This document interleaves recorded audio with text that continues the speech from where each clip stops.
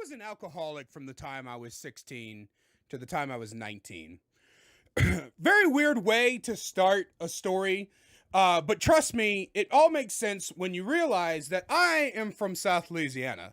And down there, we put whiskey on babies' gums to get them to fucking go to sleep. All right. So alcoholism is damn near a language in South Louisiana where I'm from. So it's not a surprise that a kid whose dad didn't really pay attention to what he was doing and whose mom had to work 3 jobs to support her family, became an alcoholic. I mean, this is the state where you go out to party for your 21st birthday and then you wake up like 3 years later trying to put the pieces together like you're a drunk Sherlock Holmes. You just wake up and you're like, oh. All right, it appears I work at Taco Bell. If those textbooks on the table are to be believed, I am going to college for biology. And either I'm gay now, or that guy sleeping on my couch is my roommate. So I don't know yet. But that's basically how it goes in Louisiana. You grow up and you become an alcoholic and you party all the time and you've seen at least 37 women's titties by the time you're 5 because of Mardi Gras. All right?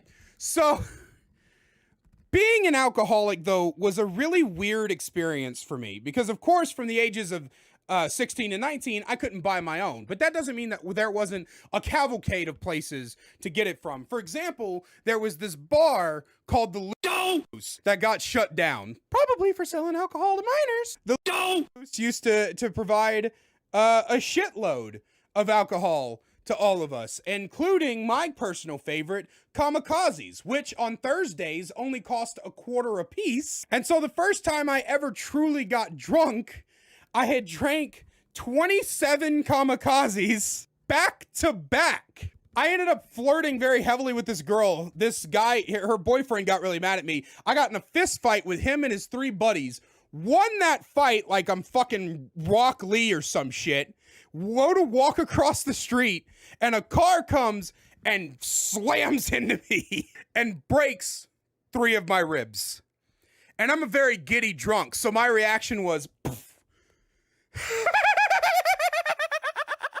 Oh, that's gonna hurt tomorrow. It got so bad that when I was 18, I actually went to AA. Not to actually like try to stop from getting drunk or anything like that. I just wanted to see if everybody's stories were better than mine, you know? And let me tell you, if you're an alcoholic and you're concerned that maybe your drinking has gotten a little out of hand, go to AA, because I guarantee you the stories you hear are gonna make you feel way better about yourself. I went up there prepared to tell stories about how I let my friend set me on fire, which is true, by the way. My buddy used to work in a circus and he had these like fire retarded spandex. And the thing about these things is that number 1, they have to fit properly. And number 2, the circus and the fairs and all that use butane, lighter fluid, because it evaporates quickly. But we're a bunch of dumbass drunk teenagers. So they put a medium-sized spandex on my double XL ass and then poured gasoline on me and lit me on fire. Okay? So I'm prepared to tell that story thinking this is going to be the wildest shit they've ever heard. And then fucking John gets up there. Hi, my name's John. I'm an alcoholic. Hi, John. And last Thanksgiving, I raped the family cat.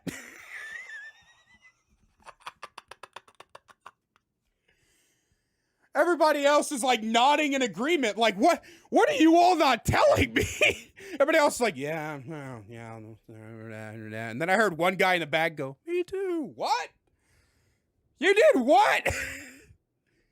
I didn't know how to follow that up. I got up. I was like, hi, my name's Joe. Hi, Joe. I don't even own a family cat. I did think about fucking the turkey one Thanksgiving. But none of that's what got me to quit drinking in public, chat. Because don't get it twisted. I still get drunk at home like once or twice a year. But I quit drinking in public. Here's what got me to quit drinking in public. I was 19 years old.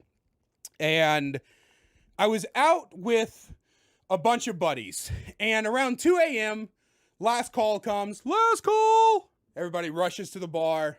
And this guy who I've never met before, comes up and he's like, hey, we're throwing a party back at my place. You want to continue over there? Sure. So he goes, cool. I was like, let me call my friend. So I called my buddy who I'm staying with because I was homeless at the time. I called my buddy who I'm staying with. I was like, hey, man. Listen, bro. Listen, we're having a party at... Hey, what's your name? Hey, man, listen, we're having a party at we're having a party at Jason's house, okay? So I'm going to go down there, okay? And my buddy was like, whatever, dude, I'm getting laid. I was like, because I never had sex before. And so I get in the back of this guy's car. Now, I have a superpower, chat. My superpower is that I don't get blacked out drunk, okay? I don't. I remember everything that I've ever done while inebriated, which is saying something because my ADHD ass can't even remember what game we just got finished playing before I started recording this, okay? I don't remember shit, like, ever. But if you get me smashed, I'm motherfucking Spencer Reed in this bitch, okay? So, but the thing is that I can't stop from passing out. So I get into the back of this dude's car and I pass the fuck out.